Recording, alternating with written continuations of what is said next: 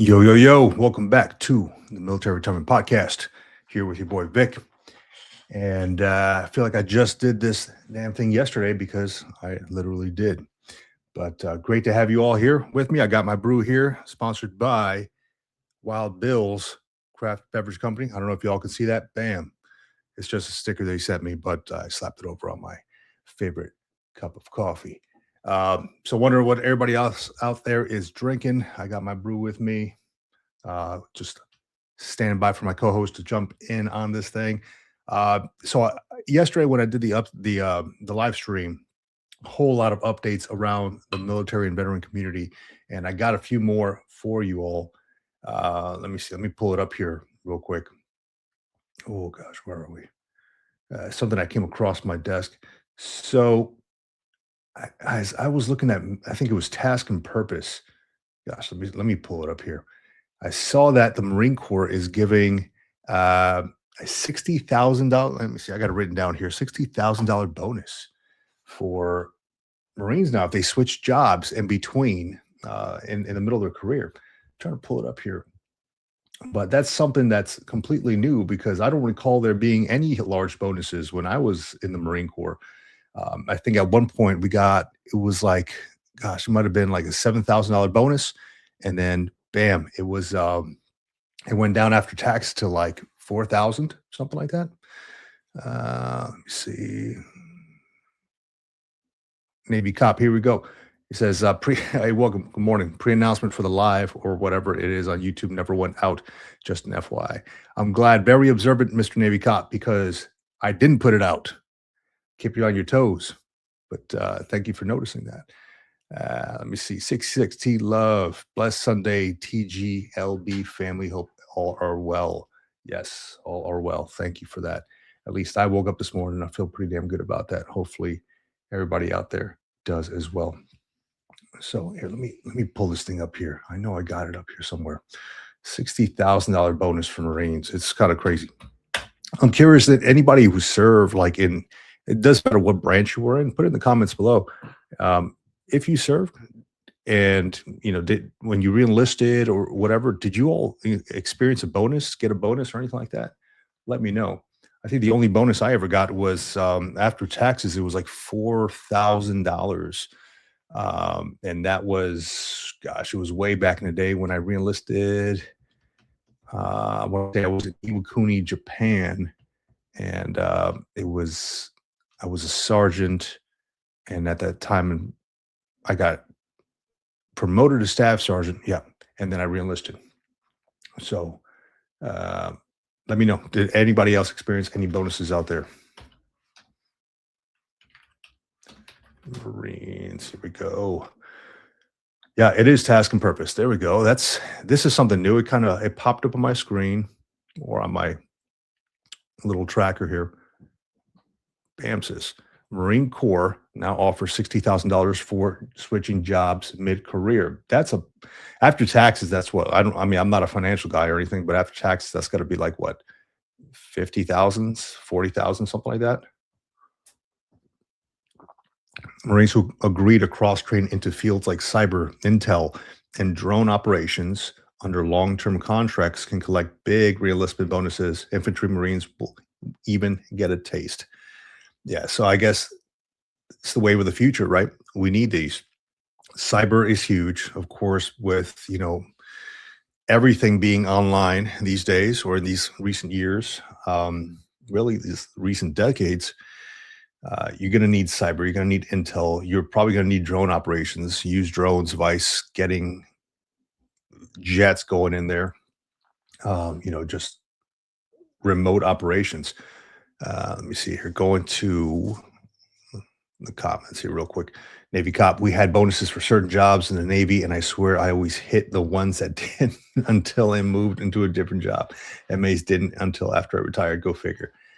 Yeah. And for a while there, I had friends and family in the Army, and for a while there, they were talking about they were getting like $80,000 bonuses for doing stuff. I got a good friend who I think he retired as a sergeant first class, and I recall him mentioning he got an $80,000 bonus when he was in the Army, which was that blew my mind. I didn't know those things existed.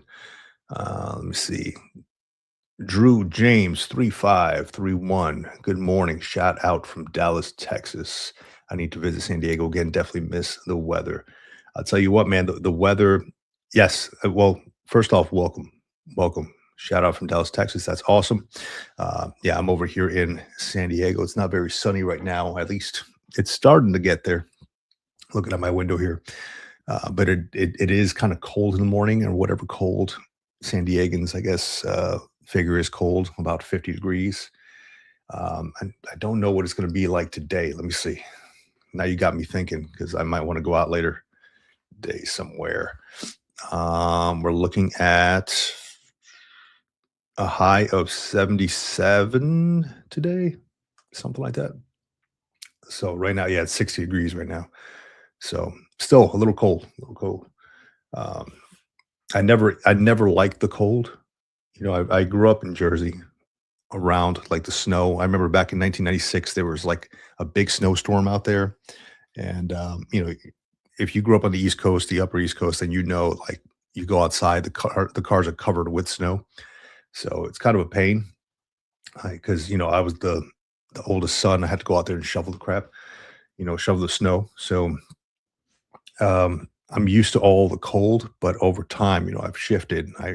Spending time in Camp Pendleton is my first duty station, growing up in Florida as well, during some part of my youth.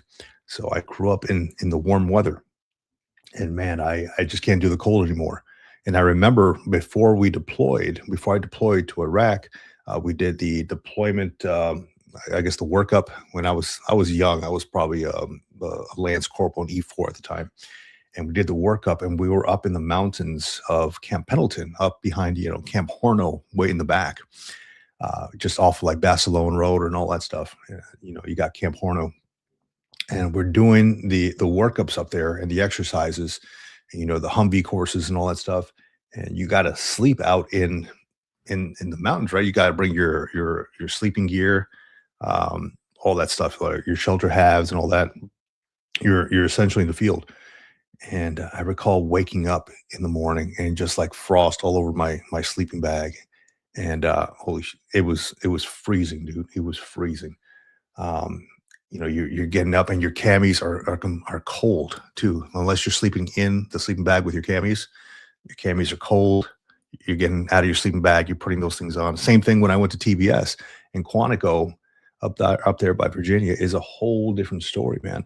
I mean, colder weather, yes, but I recall, you're in the field a lot of TBS, the basic school, the course that officers go through for the Marine Corps, and I was out there and we were sleeping on sleeping bags, right? You got your ISO mat or your sleeping pad, and then you put your sleeping bag on top of that. But man, it was freezing in the morning. But you get up, you get dressed, you warm up, do a couple like side shuttle hops or jumping jacks or whatever, and you start warming up. You start warming up, and you got the gunner in the platoon making some coffee on his jet boil right next to you, so you smell it, and things, you start to come together as one, as one tribe, and it feels good, kind of being in a crappy location with people that that are in the same mindset. So let me see. Going here real quick to the comments. Navy cop just looked at the Navy nuclear power bonuses. Bonuses are capped at $100,000 per enlistment. Wow, or up to $30,000 per year of additional obligated service. AOS with lifetime caps of 360. Oh my God, that's I've never experienced bonuses like that before. Like I said, the only bonus I ever saw was $4,000 when I went from it was sergeant to staff sergeant in Iwakuni, Japan, and after that, it was just like, hey, it's a privilege for you to re-enlist and to continue being a Marine, right? That's how they get you. It's a privilege to stay a Marine, so that's how they get you. Um, Mo Perspective, welcome, welcome. Good to see you. Good to see you. Happy Sunday, Vic and Chad. Awesome. It's always a great time. I always enjoy your live streams, and you always give some deep, introspective thoughts, and I do appreciate that. And yeah, you got a good flow going with your comments there. U.S. Army grunt, welcome to the chat. When I joined in 1978, my base pay was $195 a month. Wow. And only bonus I ever got was in 1984, $2,500 before taxes. Wow, times have changed. Yes, sir, they have. 195 a month. Wow. Yeah, times have definitely changed.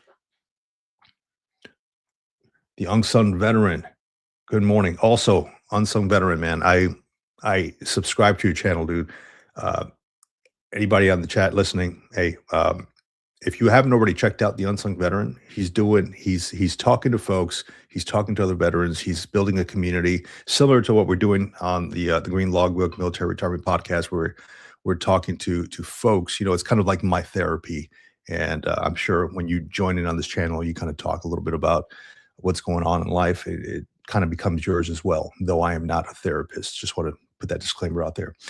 But check out his channel, the unsung veteran.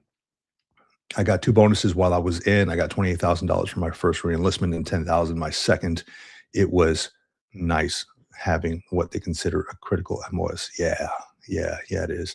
Mine was never critical. They can have me or not. But perspective, you don't have to put that out there. I was born in 1970.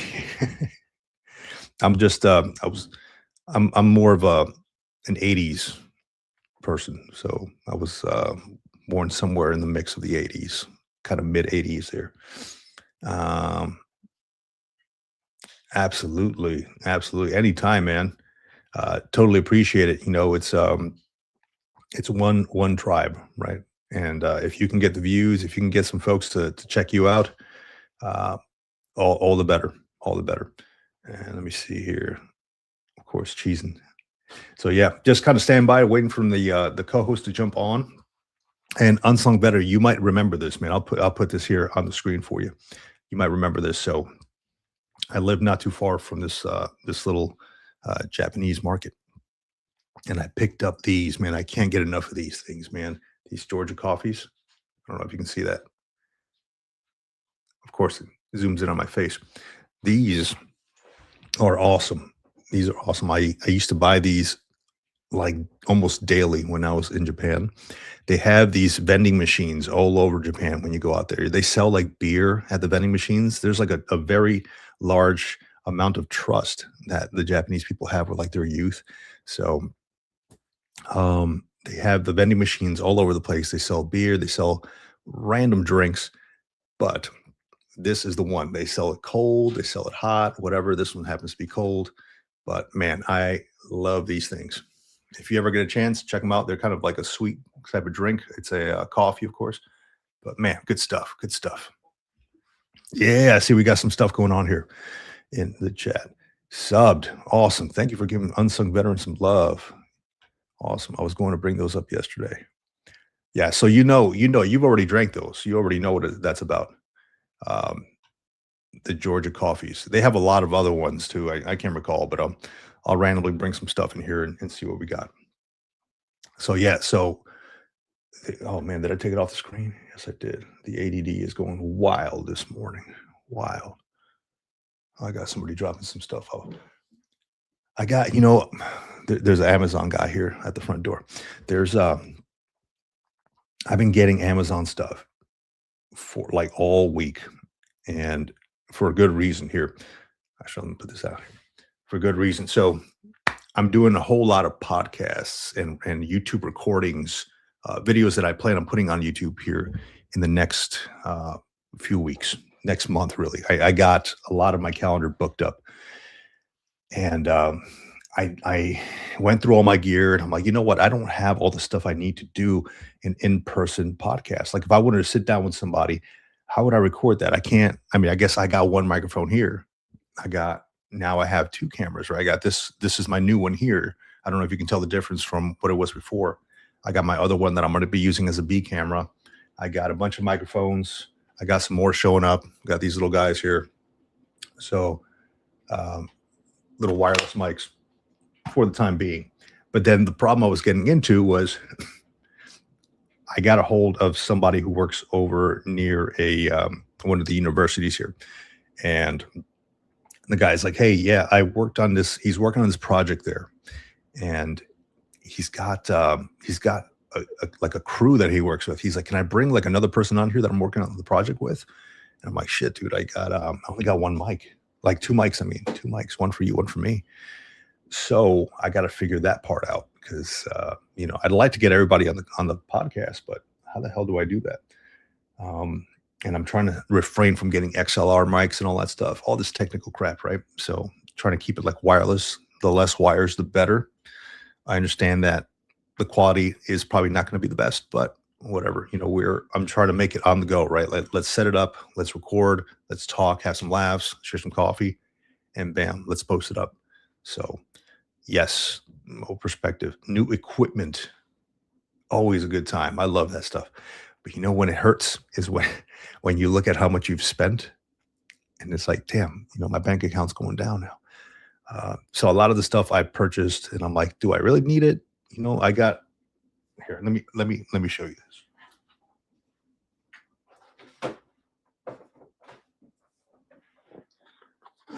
Returns and more returns and bigger boxes that I don't even have yet, that I haven't even packaged up yet. So getting back to it, where is it? Here we go. Yeah, so I was surprised when I read this morning. The Marine Corps now offers $60,000 bonuses for switching jobs mid-career. The Marine Corps is not really known for the bonuses. That's why I put that out there for the big bonuses, at least, right?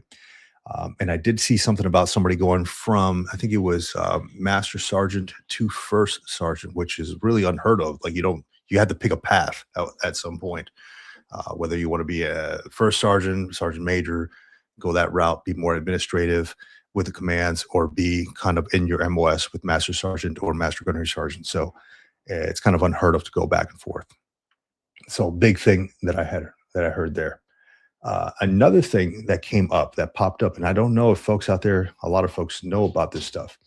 I recently started reading these stories about these folks, um, and how they're kind of struggling. They're pushing to their representatives to get help from the president on getting, I guess, their VA ratings or any kind of ratings, really.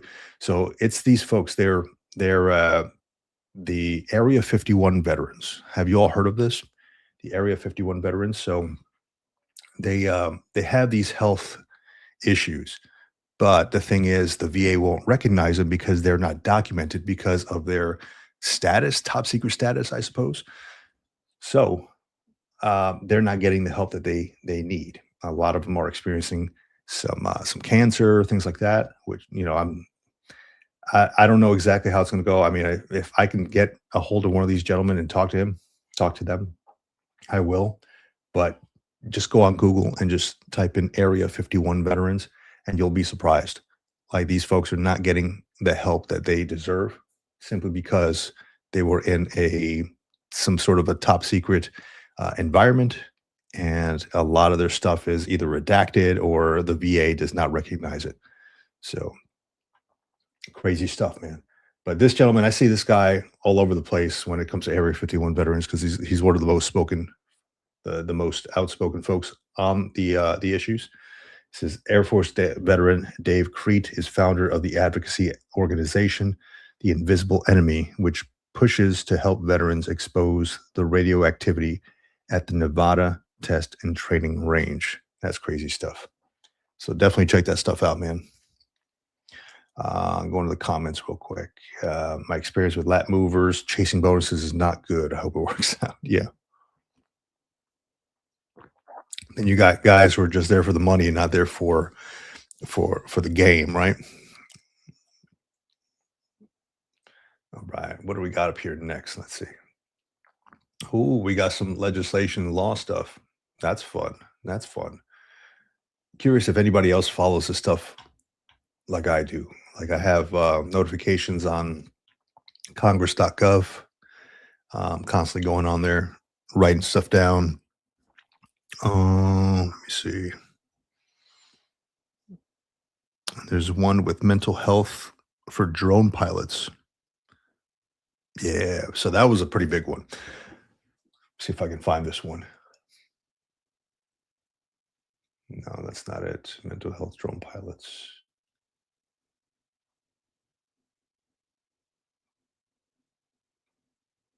Let me take this one off the screen here.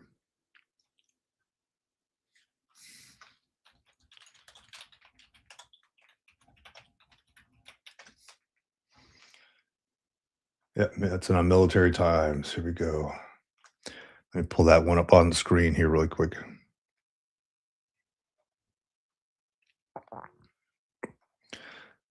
Yeah. So this one kind of hit home a little bit because, oh, that's not it. There we go.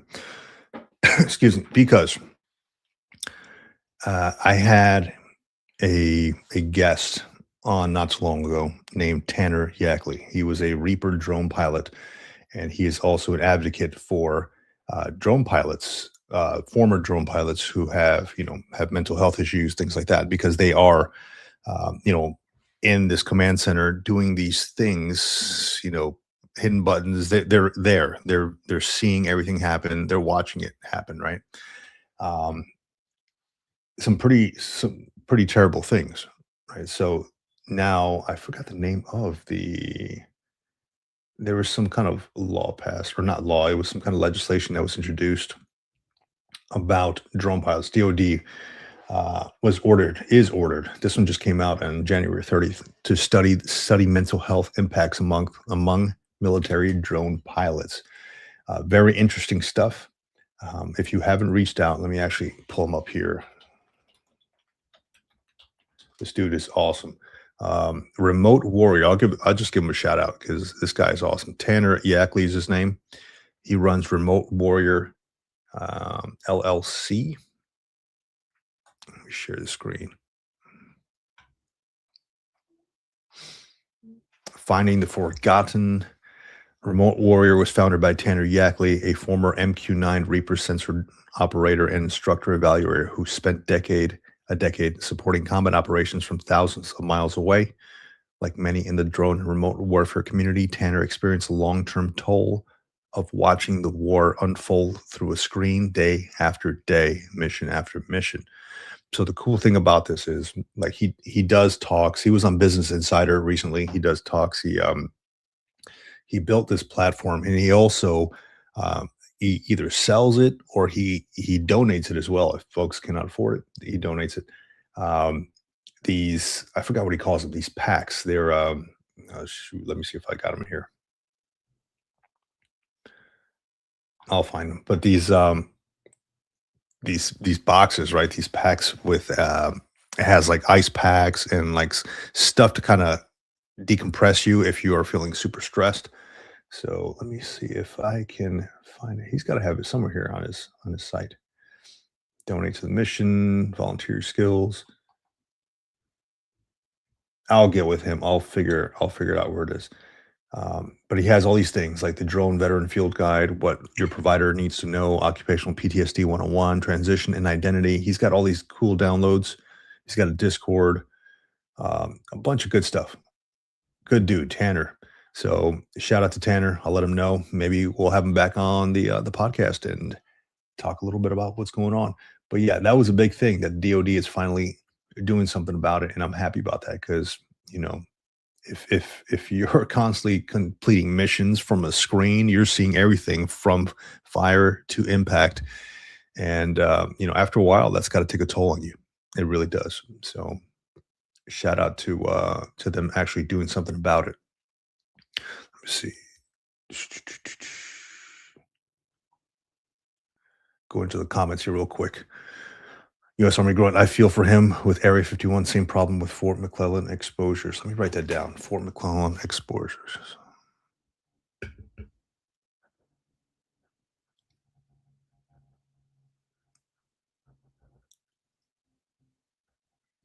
Yeah.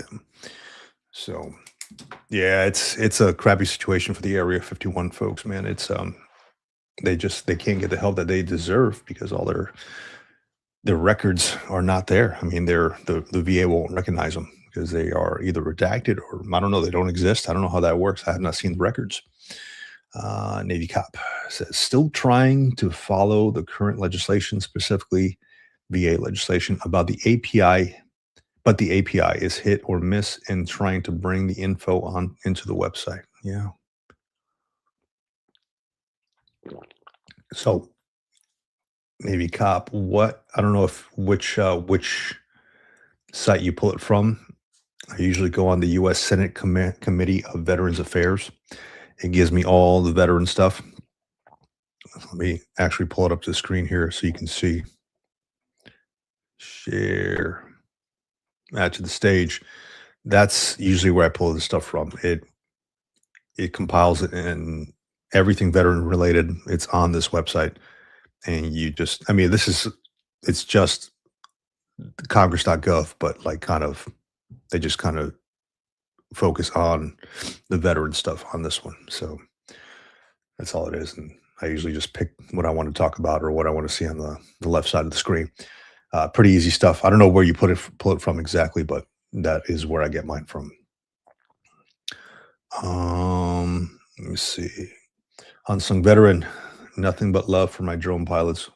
But when I saw them wear flight suits, I always laughed a little. Right? They're in like a COC. They're in a room with screens. They're not flying anywhere. There is a great movie about drone pilots with Russell Crowe. What's it called? Drone pilots, Russell Crowe.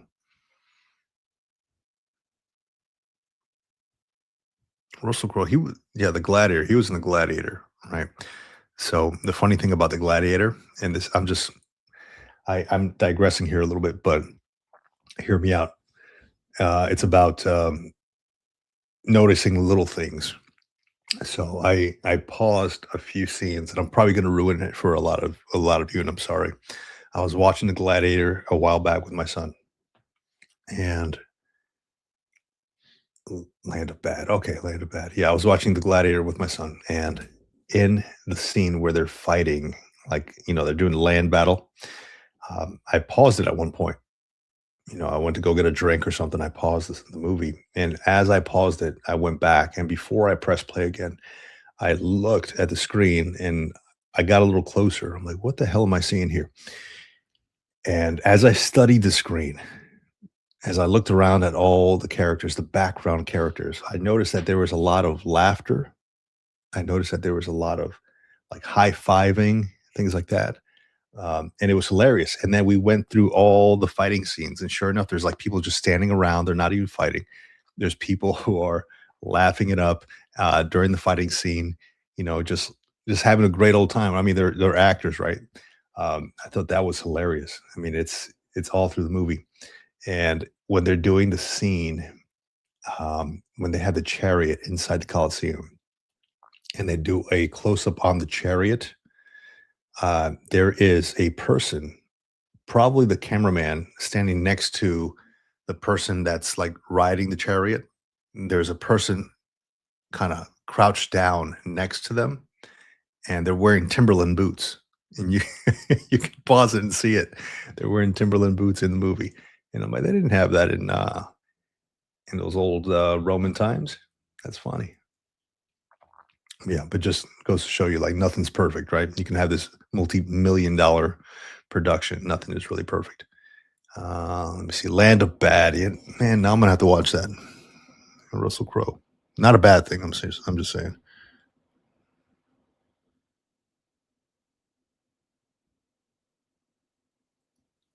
Land of Bad. Yeah, Gladiator is one of those movies that I watch all the time, man. Let me see what else we got here. Man, what's going on with my co-host is kind of running a little late there. I don't know what's happening with him. Hopefully he's all right. Let me text him.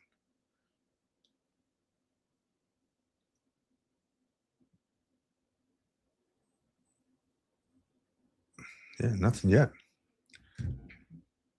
Maybe cop man. You heard from John? I haven't heard from John. I don't know. Yeah, so let's go here. Let's go here real quick. What's next on the agenda?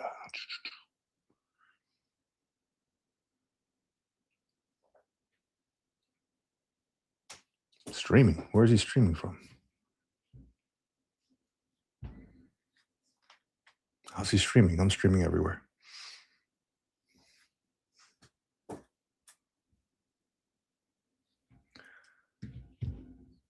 Did John just start his own podcast and, and didn't tell me? This freaking guy. Um,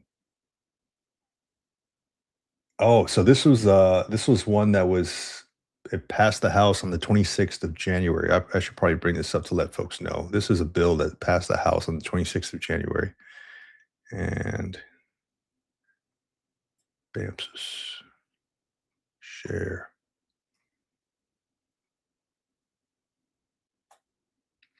Yeah, so this one is HR 1663. Hold on, how is he online now? Let me see what's going on here, 'cause, I have no idea.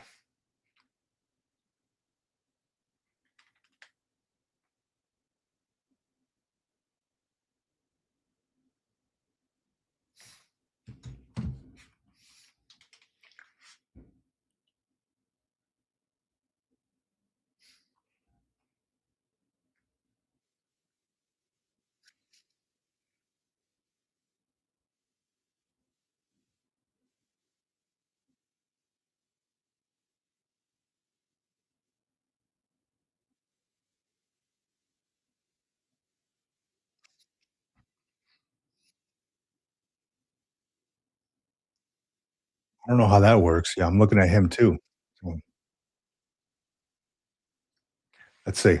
I don't know because 'cause we're both streaming onto one platform. This is crazy. I'm looking at this right now.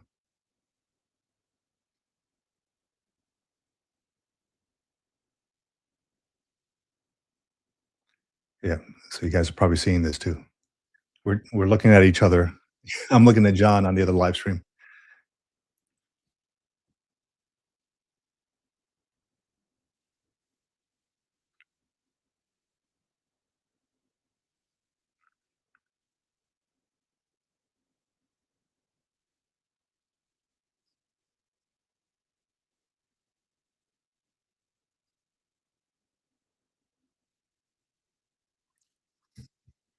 Let me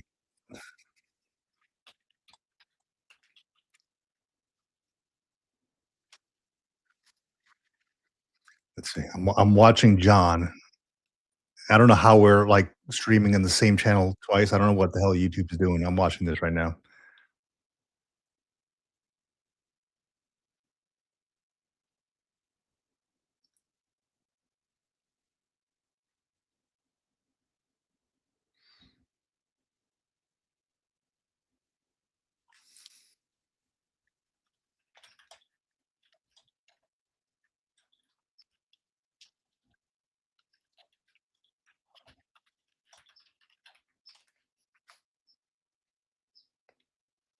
Yeah. I just need you over here, John. Let's go. Tell John to come on this one because this is already created streaming everywhere.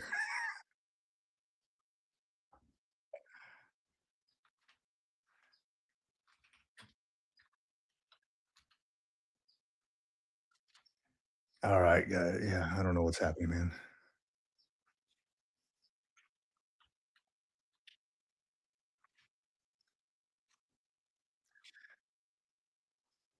Okay, alright.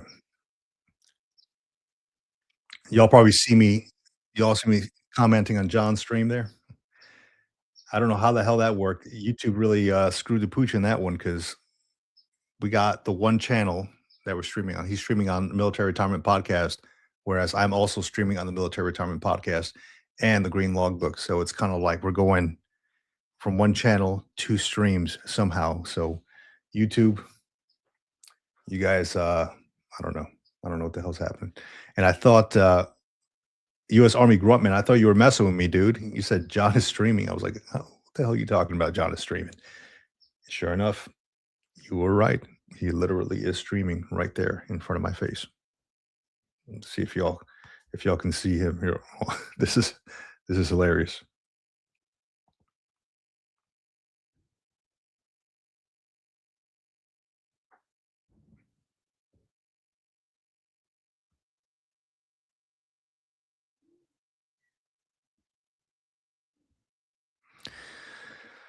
No, you're all good on US Army Grunt. I appreciate you pointing that out because I had no idea.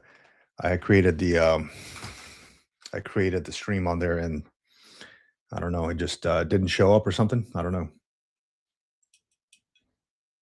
So Navy cop said, "Y'all are double streaming and confusing the old people." Damn, dude, I'm confusing myself, bro. I don't know what. This is funny. Maybe. I don't know. I mean, we both have access to military retirement podcast. I don't know. We'll have to figure that out. That's admin stuff. We don't need to worry about that right now. Um, so yeah, as we know, glitches happen. Live streams. I've never experienced this for a live stream. Kind of silly.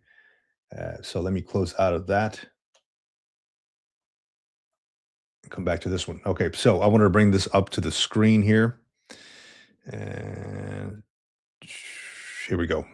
All right, so this one is HR 1663. Okay, this one was introduced to the House back in February of 2025, and it's finally passing, or it passed the House now in January 26th of 2026. Okay, so let me move this over so I can read a little bit better. So what this is, it's called the V Safe Act of 2025. But what this is it's a bill that establishes a veteran scam and fraud evasion officer within the Department of Veterans Affairs to be responsible for fraud and scam prevention, reporting, and incident response plans at the VA. The bill also extends loan fee rates through January 23rd or June 23rd, 2034 under the VA's home loan program. All right. So that's good. But the bill establishes a scam and fraud evasion officer, a SAFE, right? A scam and fraud evasion officer within the within the VA to be responsible for fraud and scam prevention reporting and incident reports or response plans at the VA. This is interesting. I'm not aware of what scams and fraud. I mean, I know about the fraud and stuff like that. I'm aware of things that could be going on at the VA. Um, but I'm curious what they're going to uncover, what their lateral limits are with this thing. So potentially one, if you've ever been scammed or defrauded or whatever by the VA, potentially they'll have somebody assigned that can look into that. So this is something new.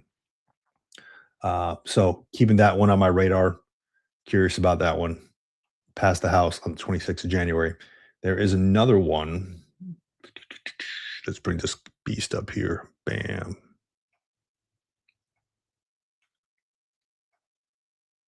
Why'd I do that? I can never get this trash right. 2392. Here we go.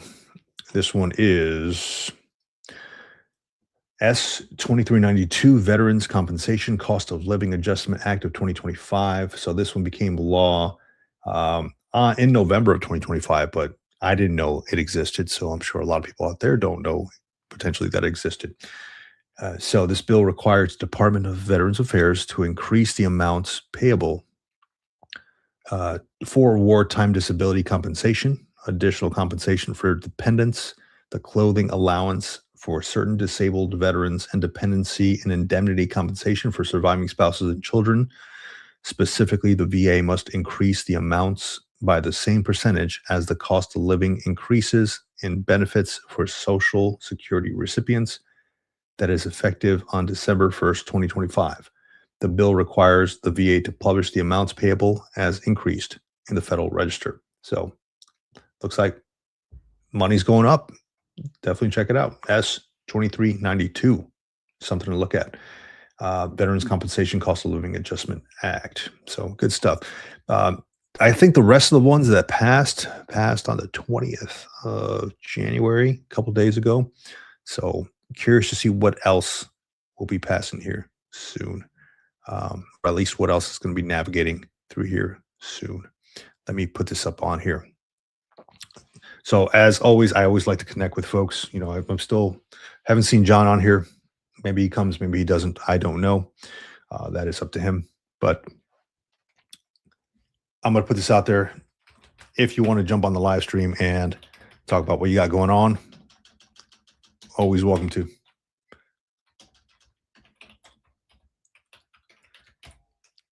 can be my co-host for today. Jump on the live stream if you have something you want to share. Maybe you want to share some coffee and talk about your time in the military, what you got going on. There's a few things. I mean, if you want to talk about signing bonuses or Marine Corps $60,000 bonuses, that's all good with me.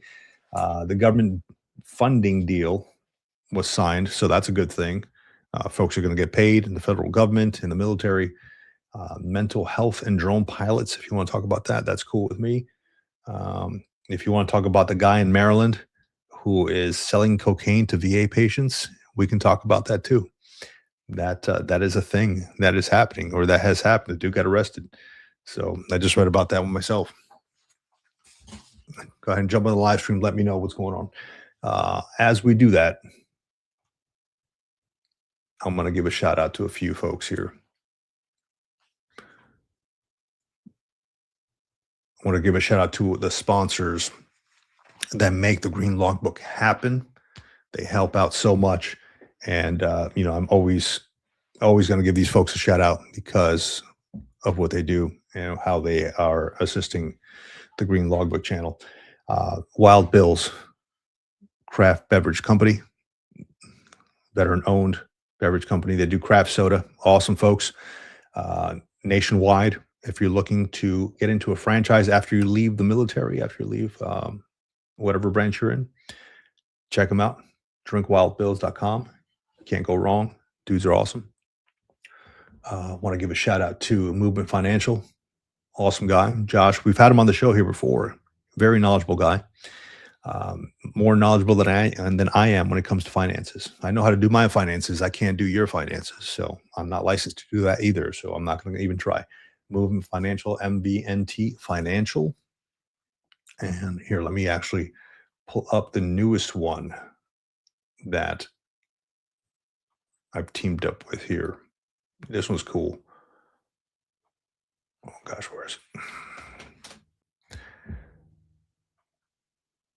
All right, so where are we? Okay. So I recently teamed up with American Fidelity Life Insurance. So that's one of the biggest things that I wish I did when I was getting out, like many years before I got out, right, was establish life insurance and connected with these folks, American Fidelity Life Insurance. And so they're veteran owned, or they have a lineage of veterans. It started with a veteran and it got passed down to sons and grandsons and all that. So it was founded by a veteran, and they've been doing it for 70 years. They're DOD approved and endorsed by the VA. So if you have not checked them out yet, and I'll be doing a whole intro with these folks, I'm bringing these folks on the show because people need to know about the reality of not getting life insurance before you actually get out of the military, before you actually submit your VA disability. Because that thing can shoot up, way up, if you don't do it the right way. Yeah, so American Fidelity Life Insurance, if you haven't checked them out, please do so. They're friends of the channel, and looking forward to getting them on. I just connected with an active duty major. He's a Marine Corps major. Known this guy for quite some time, since he was maybe new captain, and he's prior enlisted, so he's been all over. He's prior enlisted, prior warrant officer, and then went the regular commission route. So he's a major right now, and he's also a combat artist. So I believe the gentleman is infantry as well, but he's also a combat artist. And man, this guy has incredible dude. Happy, I'm excited to bring him on to the show at some point, but I just reached out to him, and we're going to be talking a whole lot. And hey, John, what's going on? Hi. What happened, dude? I didn't see the thing in the StreamYard, so I was like, okay, it's not happening today, huh? Weird. So I just started one. I was trying to find it. I created it probably 7:55. Right around the time I created the thing, uploaded the thumbnail, and then just kind of waited around, make some coffee, and then hit go live. Yep. That was it. Yeah. I was hitting refresh. I was like, okay, it's not up here. Weird. Yeah. I don't know. Yeah, it's weird how YouTube does it, right? Because right now it says I'm streaming to the Military Retirement Podcast, to the Green Logbook, to LinkedIn, and 2 channels on Facebook. And I don't know. I don't know how that works where you have one account and then 2 streams going to the same from the same account. I have no idea. Yeah, multi-stream.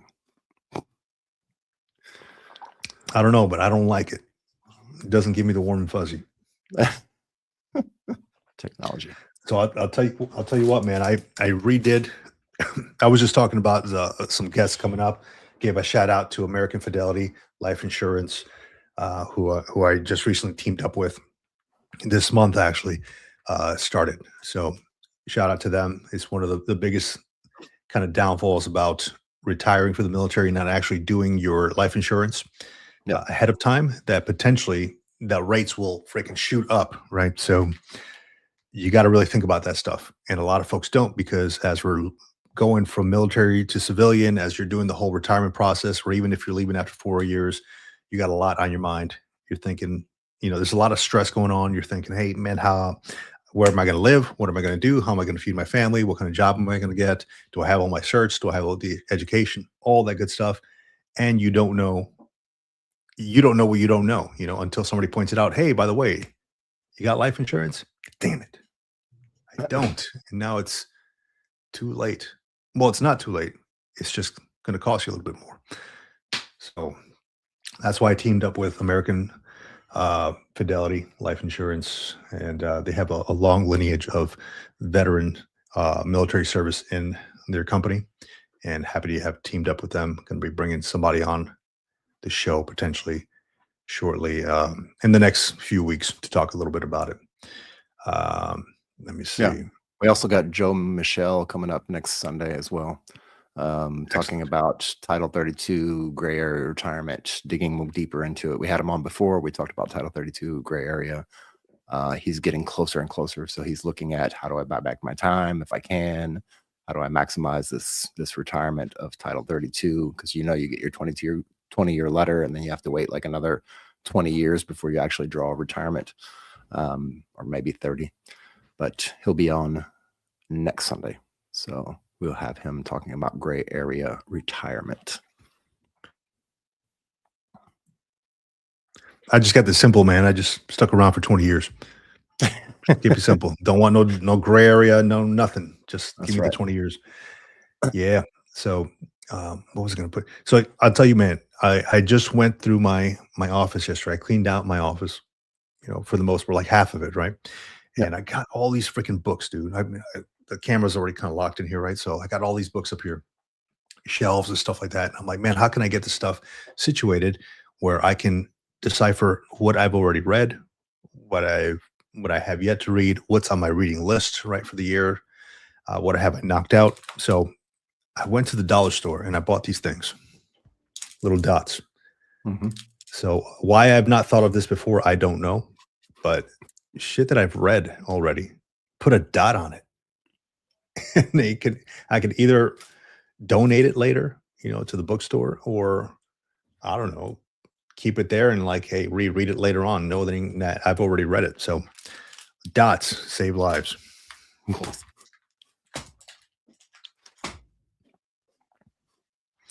Pain, dude. I just redoing everything, and I mentioned on the podcast here on the channel.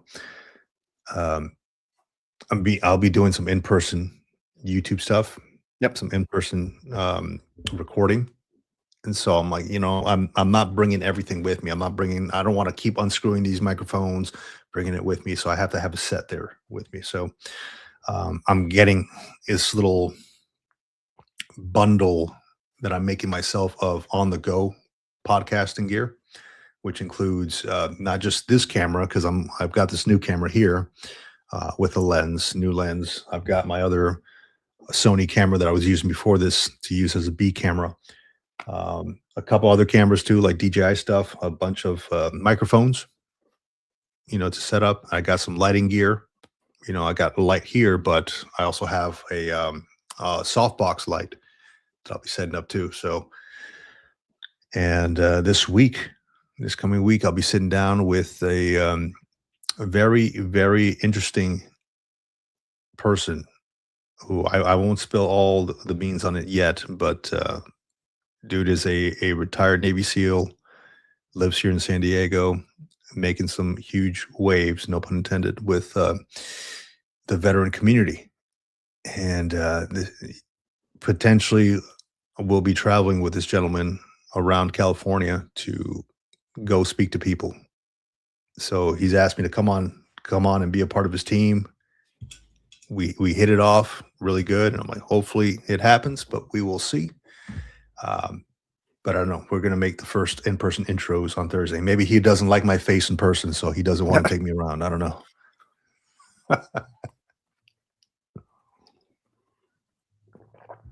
Oh, dude, did I tell you about the VR&E, man? You told me that you've been waiting and waiting and waiting, waiting patiently. Okay, well, wait no more. I got tired of waiting, so I went Okay. on the university's website. I copied everybody's contact information on the university's website, put it in an email, and essentially said, I get no help from the university. What's happening? And then things started happening. Huh. Magic. And then I get CC'd on emails from the dean and things like that. So that's fun. And not anything bad for me, but just like, hey, why hasn't anything happened to help this guy out on his endeavors to start school or whatever? So things are happening. I hate doing those type of things, but dude, it's been almost 2 months and I've heard crickets, man. And finally, things are happening with the VR&E. So I don't know that I'm going to be starting in February because it's kind of February already. So I don't know that anything's going to happen this month, but potentially next month. But yeah, but you know what? I also talked to Navy cop yesterday, man. They're kind of screwing him over on his VR&E too. They're saying because he has a bachelor's degree, he cannot do it. He can't go That's and continue on VR&E. And I that's think it's bullshit. dependent on the counselor because Yeah. it is BS, man. The It's dependent on counselor counselor and because also the actual track that you're trying to do. Like if you're trying to change your job, like if you're doing continuation of a job, I think maybe would be a little bit more difficult. But if you're switching to a totally different field, maybe yeah, then you should be able to get help with it. But yeah, just because you have a bachelor's, that's bullshit. I'm calling bullshit. that is. Bullshit. It is. And Tony Slaughter, man, you are absolutely correct. The squeaky wheel gets the grease, dude. I'm the wheel that just decided to fall off the car, bro.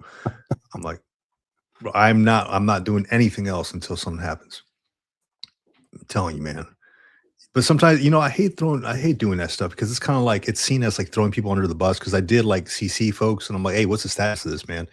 You guys were on a previous email that I was CC'd on. They were saying that they had assigned somebody to look at my case. And I'm like, okay, well, this was 2 weeks ago, bro, and nobody's reached out to me. What's happening? And that's when I'm like, dude, I've been trying to get into school since July 2025, man, and nothing. So I had to do something.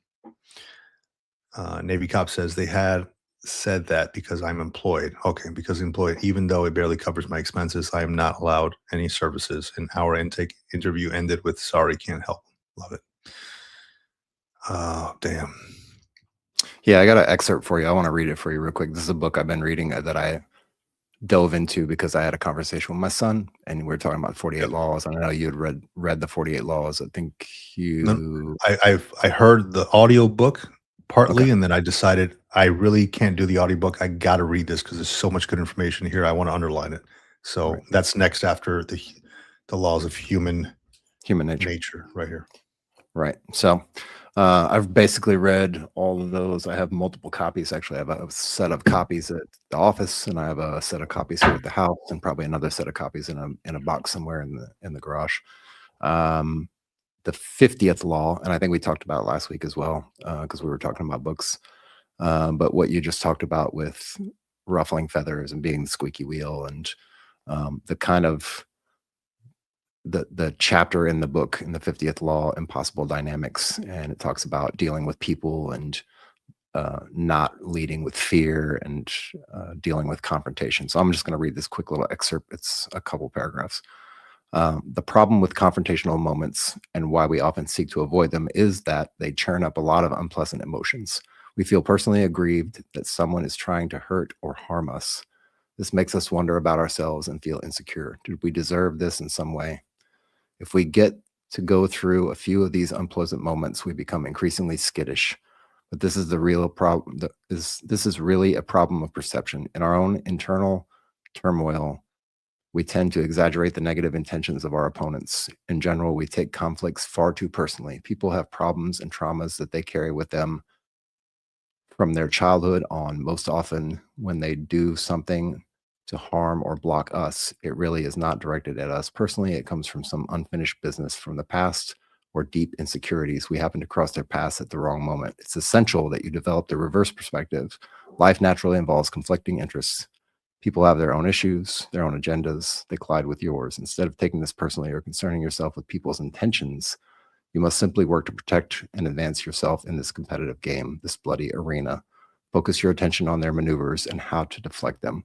When you have to resort to something that isn't conventionally moral, it's just another maneuver you are executing in the game. Nothing to feel guilty about. You accept human nature and the idea that people will resort to aggression. This calm, detached perspective will make it that much easier to design a perfect strategy for blunting their aggression.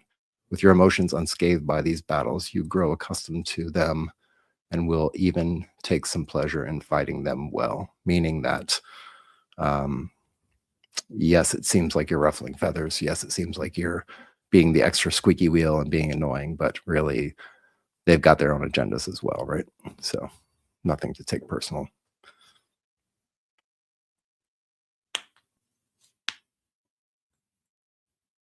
Oh, you're on mute. Oh yeah, there you go. I'm speaking to nobody. Oh, like always. No, I don't know if Robert Greene spoke to my wife because she freaking told me the same thing. She's like, "Hey, it's when I told her about all this, she's like, "Look, they've got stuff going on too. It's not that they're ignoring you or anything." Don't take it And personal. I'm like, "Yeah, yeah." And I'm like, I understand that. The thing, it's been 2 months, and I've been 2 months, 5 voicemails, 10 emails. You would think that somebody would respond, but Well, you've I'm also been just waiting like months and months and months before that even happened, right? yeah, yeah. So, but I completely understand what he's saying. Like people have their own lives, their own agendas, their own schedules. I'm not number one in everybody's life. Completely got that. So, but I have to believe. I mean, and I'll tell you. I'll put it like this: seeing the emails I was CC'd on from weeks ago, Yeah. I was like, okay, so this has been a topic for quite some time, but nobody's done anything about it. Oh man. Let's see here. What do we got going on? Oh, Boston Rob, man. Welcome back, man. Good morning. From what I'm gathering, PRNE doesn't seem to have much standardization. One counselor might honor one path while another one may shut down. That's what I gather as well. There's no one way. It's all dependent on the counselor that you get. Yep. And if they had their coffee that morning, Exactly. if their wife yelled at them the day before, Exactly. if they had their wheat or their Wheaties or the Cheerios that morning, I don't know, Or their weed. or their yeah, whatever, I don't know if you can do that though. It's federal government, so they're gonna. It's not allowed. But yeah, there is no standardization from what I understand. Don't put me in that position. I'll be like, you want VRNA? You got it. You got it. You want it? You got it. You want it? You got it. Don't put me in that position. Navy cop. I'm seeing that in real time. Have also been told by other vets in my area that Oregon, Washington, Alaska region counselors approve requests barely 30% of the time. So I wonder why. I wonder why it's different. That. Let me write that down.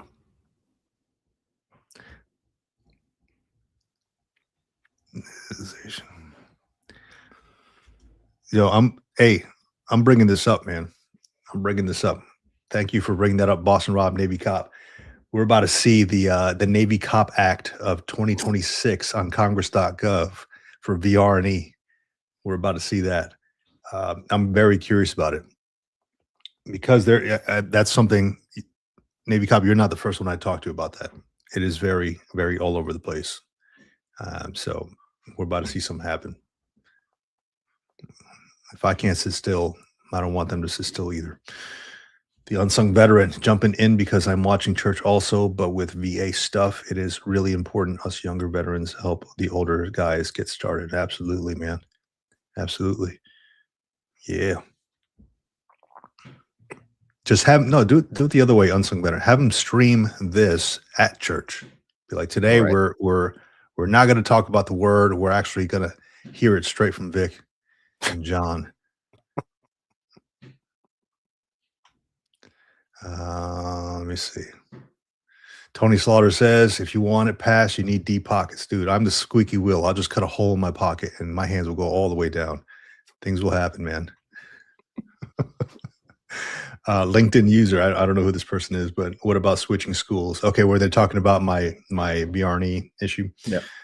So the school I had chosen, they had a program that allowed me to essentially do it full time in a hybrid version with not having to drive so far because the school is closer to me. It just worked out really well. I mean, I like the program. It's just the school that's why I'm fighting so hard for it.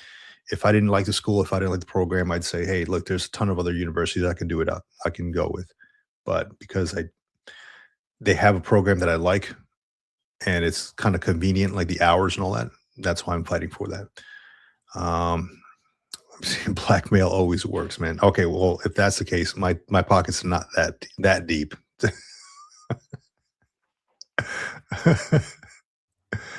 Yeah, there you go. The Navy Cop Act. That sounds like something that would actually take shape. I love it. Yeah, I'm telling you, man. Navy Cop Act of 2026. That's about to get introduced. Unsung veteran. So he says, I had a friend who had been retired for 20 years and never filed. Wow. Recently got 90. He didn't think he rated. That's awesome. So yeah, John, so you don't know, I connected with the unsung veteran yesterday on a Veterans of Coffee meetup. And this guy's retired Marine. He lives over in Arizona. Also, he has a channel, man. I recommend checking him out, the Unsung Veteran. And he also looks to connect with other vets, kind of similar to what we do, or even on the Veteran Coffee thing. So very cool stuff. Awesome guy. Let me see here. Yeah, he mentioned he recently got somebody to 90%. Okay. So I was at the library the other day, John, and then as I was checking out of the library, I'll tell you what I picked up here real quick. Because I was supposed to be at Chesty Puller's house this week, and it didn't happen due to weather. So I had to cancel my flight. We're going to reschedule that. I had picked up this one. I read it many years ago, but picked this one up again. And another one that I've actually been listening to the audiobook of. It seems pretty good. And then I saw them, they had it at the library. So I picked it up. Notes on Being a Man. Okay. Pretty good stuff. No, it just came out. Some New York Times guy wrote it, I think. Best-selling author of The Algebra of Wealth as well. But anyway, I was checking out, and the guy there was a dude at the library. He's like, hey, he comes up, he's like, hey, I just recently got to 100%. And I look at him, I was like, okay. Like what? I don't, dude, same reaction. I was like, that's great. Congratulations. Awesome. Like just fucking just came up to me. I was like, they're like, oh no, I watch your channel on YouTube. I'm like, oh, okay. That makes sense. Like maybe start with that. now you're getting stalked at the library. It was funny, man. It was hilarious. And at first I didn't know what to say. And then there was like other people there like, hey, what's your channel? What's your channel? And I was like, hey, everybody go here, take my card. Go to the channel. But that was funny. He's like, yeah, I just got to 100%. Sick. You talking to me? Like, oh, cool, man. Very cool. So yeah, I think the other time that somebody had mentioned something like that to me was at work. The guy's like, "You got a YouTube channel?" I was like, "Hey, shut up, man. I don't need people knowing about this. I'm at work, dude." Like, Oh, damn. I don't care. I put it out there all day, every day. Yeah. Well, All day, every day. don't. Yeah. Uh, Snip Cup in there. I'm there. I'm seeing the new section of the website. Oh, yeah, man. So right before here, I had mentioned. I brought this up on the screen. I was talking about the drone pilots, how the DoD has now ordered mental health studies on drone pilots. So a while back, I had this gentleman Tanner Yackley on, and he was a drone pilot, Reaper pilot, and he was on. He was recently on Business Insider. He was talking about his experience and how um, essentially, if you're a drone pilot, you're watching the entire mission from fire to impact, right? So it's going to take effect on your mental health at some point. So I'm glad that they're kind of looking into this. But Tanner runs Remote Warriors, so he does a lot of good stuff. He's all over LinkedIn. Like I said, he's been on Business Insider. He does a lot of great stuff with drone pilots. So awesome dude. And I'm glad that they're actually looking into this and they're getting the help that they need. And I'm sure that he was also the squeaky wheel as well, because um, he's been advocating for this stuff for quite some time. So good stuff on Tanner. I'll reach out to him. The latest news that I've seen, and it really was very interesting. The Marine Corps bans the sale of issued coats that bleed orange substance when wet. Yeah. So the all-weather coat. I saw that All-weather one. coat. It looks like the inspector jacket coat. Yep. Inspector Gadget. I still got mine.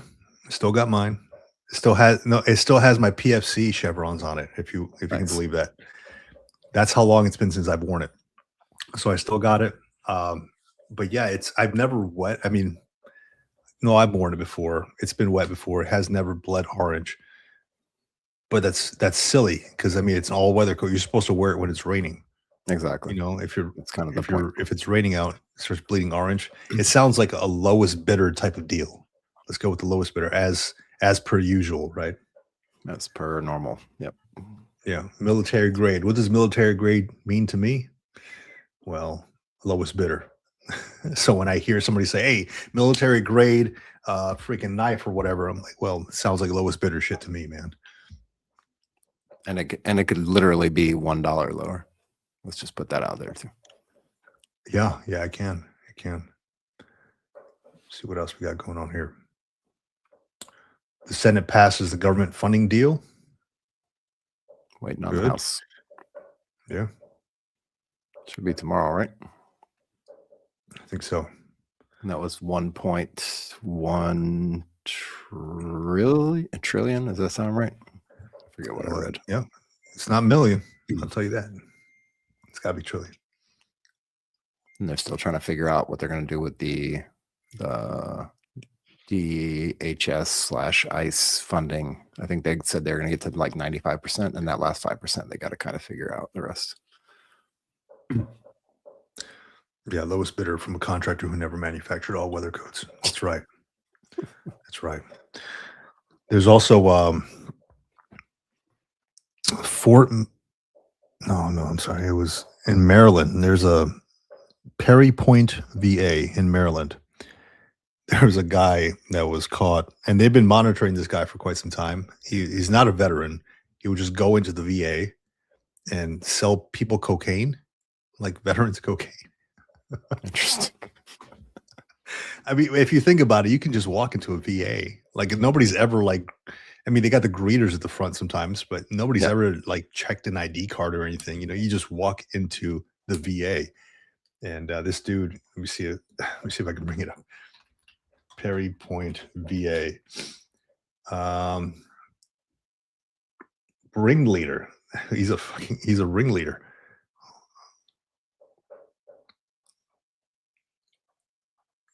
Here we go. Alleged ringleader arrested for plot to sell drugs to veterans on VA campus. Maryland State Police and the Department of Veterans Affairs Office of Inspector General have been investigating a drug ring for months. I mean, State Police arrested a suspect accused of running a months-long scheme to sell cocaine and other. So, I mean, why? I understand that there's investigations undergoing and all that stuff. Why now you probably have people addicted to like this cocaine because it took so long for months.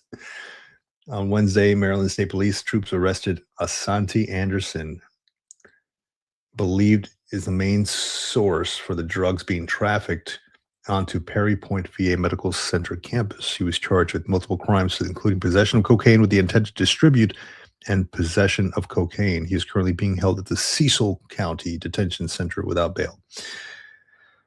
There he is. Yeah. Asante Anderson was arrested. So he's not a veteran. He's just like kind of walks on there, just diddy bops in there and just does what he's got to do. Sell people stuff. So just be careful. If Asante Anderson comes around your VA, do not buy stuff from him. Hopefully they don't. 1 out of 5 stars. 1 out of 5 stars would not recommend. Hopefully it doesn't turn into the screening process at the airport to get into the VA because of that. Right. The TSA at the VA. Yeah, no, hell no. So take off. No, I think there's too many like older folks on there that, I mean, nobody's going to want to take out their shoes and shit. Maybe like just check IDs as you walk in. Maybe I'm okay with that, but because I just diddy bop into my own VA every so often, I was just at the VA last week.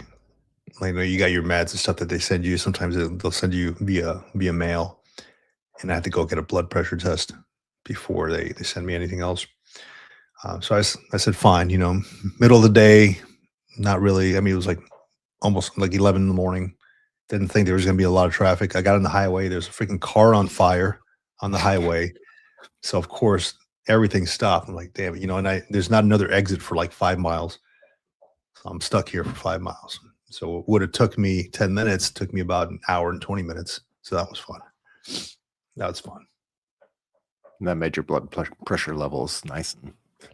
That's nice it. That's stable. When I got over there, I was looking like Beavis and Butthead. Oh, and just like, sir, what's wrong with you? And your blood pressure's through the roof. Gosh. That shit you sent me yesterday was so stupid. Can we play it on here? That shit was hilarious. I mean, I would love to play that clip on here. Let me see if I can dig it up. But just for some backstory context, so if you grew up in the 90s or even just the later part of the 90s, you probably recognize Beavis and Butthead. It's a show by Mike Judge, right? Mike Judge wrote it. Same guy that did Silicon Valley and a bunch of other shows, a bunch of other stuff. It's kind of like that era of like The Simpsons.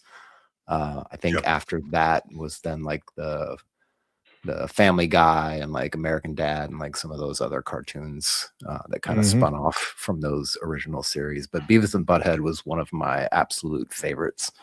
And I just happened to be scrolling through something on YouTube and the damn video popped up on the shorts and it was Beavis and Butthead. And I was like, wait a minute, this must be really, really old. And it was something actually brand new that I've never seen before in modern context. And I was like, this is kind of strange. So I watched it. And of course, I was laughing profusely because they just make me laugh. It's just funny shit. But yeah, so I've been digging into Beavis and Butthead because apparently the Comedy Central UK, I believe, is the account. And not to give them any shout outs or whatever, but they have episodes, like new episodes of Beavis and Butthead. And I was like, this is awesome. Like, well, why have I never heard of this? So I've just been watching those on and off for the last week and ran across a really good one. Let me see if I can dig it up real quick. Hold on. Oh, there it is. Speaking of the cartoons, man, I was watching this. They have these like kind of like what they call them adult cartoons, right? Yeah. They're just regular cartoons. Like, I don't know if they're Netflix or whatever. And There's one, the dude's like, it's, again, animation, where the dude's sitting down on the stairs. He's like, oh, I can't see, just yelling.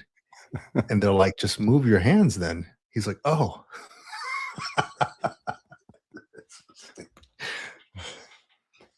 All right, man, you got me on the edge of my seat, dude. Give me that Beavis and Butthead. Yeah, let me see if I can get it up here and actually share the screen and actually have the audio. Also share tab audio. Okay, cool. So this one. Let me see if I can get rid of just talking like them. Let me get rid of the nonsense real quick. Okay, cool. So you'll see the view stats thing, but either way, let me know if you could hear it or not hear it. Oops. Well, now you can't hear anything because I have this thing in the way. All right, ready? Are we ready? Is it working? Is this thing working? Let me get back to my tab real quick. Let's kick the pig, man. Yeah, I see. All right. Okay. Play. We're hoofing it through that godforsaken jungle when all of a sudden the commies open fire. Fire! Fire! Fire! You're still feeling it, ain't you? Yeah. He feels it all the time. I got a buddy who was in Desert Storm. What battalion were you in? battalion were you in? What? I said, what battalion were you in? What's your battalion number, boys? 69. Yeah, that's it. A fighting 69s? Oh, you guys are the real deal. Must have seen a lot of action. Yeah. We like action. Well, when you're in the 69, you're going to get plenty of action when it's going down. Oh, boy. Yeah. It doesn't get too much better than that, man. That's two of our favorite topics, right? It's like it's the old the VFW scene, and then it's also like the stolen valor all mixed into one video. It's amazing. You said the fighting 69th. You boys must have seen a lot of action over there. Yeah. Yeah. Yeah.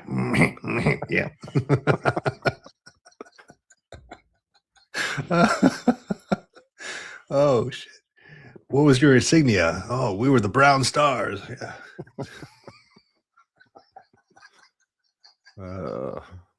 So needless to say, I've dove back into Beavis and Butthead after all these years. It's been about 20-something, 30 years. I don't know. Still makes me laugh. Hilarious. God damn. Yeah. Oh shit, man. That back in the days, man, there was so they were on MTV, right? Yeah. And they had the weirdest cartoons, man. They had like MTV Oddities. Remember Oddities? Yep. Like the big eyeball or whatever. They had the weirdest cartoons there, man. And I recall watching like Ren and Stimpy with the close-ups of the face and all that. Yeah. Just the 90s were a special time. Where there's a lot going on there. There freaking what's his name? Probably what's his name? Let me bring it up to the screen here. This dude was probably in it, he's probably Asante Anderson probably had a hand in the whole 90s Beavis and Butthead era and all that. Yeah. With his cocaine and all that shit. Coke. Oh man, Cornholio, this guy. Yeah. What was it called? It was Old Holio. I think that's what the clip was called. It's so Old cool though that Holio? they've got the older version of them and like With the glasses, and he's like really fat. yeah. So Ren and Stimpy was a favorite for sure. It was pretty hit or miss on a lot of them. Yeah. Remember don't whiz on the electric fence, and then the log, it's log, it's big, it's heavy, it's wood. Yeah. So it's just a piece of wood, right? The kids play with log. I made a joke about that with my kids. They just looked at me. I'm like, hey, you guys want to play with log? And they're like, what? Yeah. OK Soda and Crystal Pepsi. I remember Crystal Pepsi. That Crystal was Pepsi short-lived. and Fresca. Yeah, Pepsi, essentially like a Sprite, right? But Yeah, clear Pepsi. Pepsi. Yeah. What else did they have out there back in the 90s were a great time, man. Oakley I sunglasses. see like the which one? Oakley sunglasses, the wraparound. Oh yeah, yeah. They had the frog skins out there back in the day too. The frog skin Oakleys, Zima, yeah. Yak Shaving Day, yeah.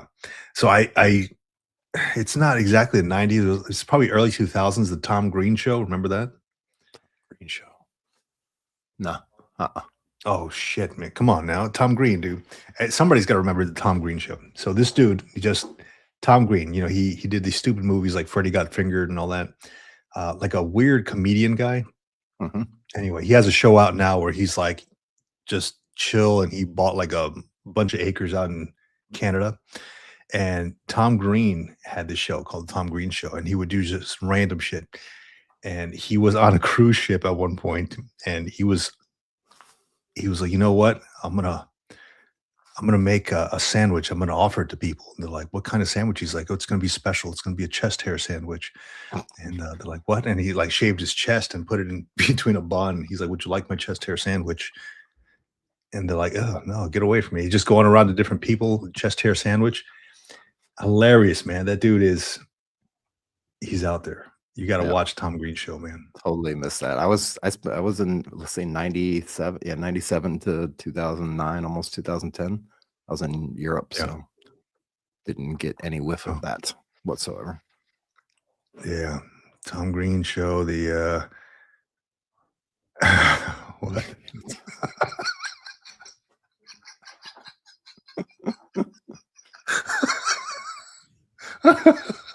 Talking our junk.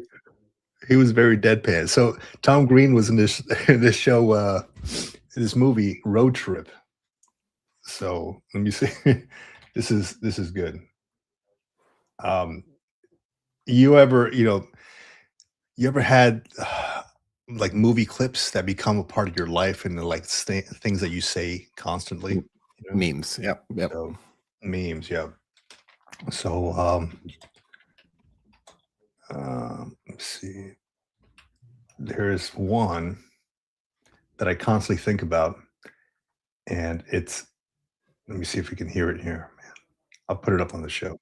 I know it got away from what we were talking about. We're talking about some serious stuff like legislation. Now it's like I love that. Austin to Massachusetts. Wow, that's a nice road trip. I've done that road trip before. Austin, Massachusetts. Here we go. This is some good stuff right here. This will bring you back if you like Tom Green and Road Trip here.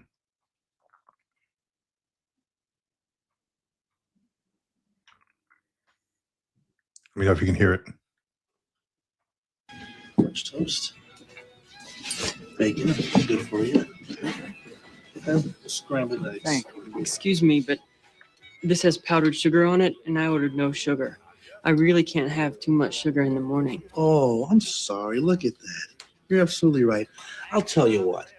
Let me take this back and bring out a new piece. All right, great. Everybody good? Mm-hmm. Okay, great. You know where my books and all my possessions are? Because I can't really find. Wait, no, they were in the car that blew up. That's right. That's hilarious.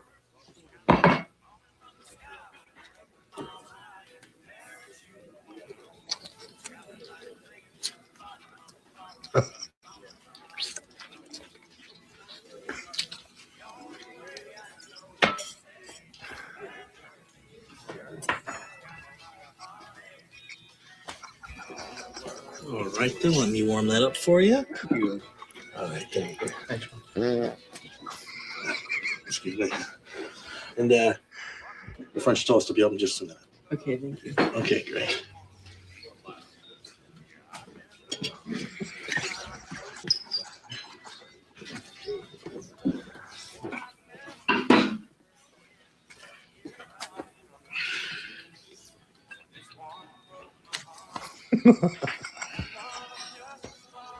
French toast, no sugar. All right, sorry about that. Oh, no problem. Thank you. No problem. Thanks a lot. He's a nice guy.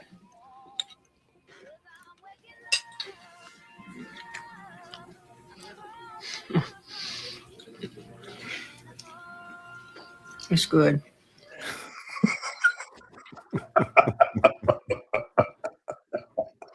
It's good.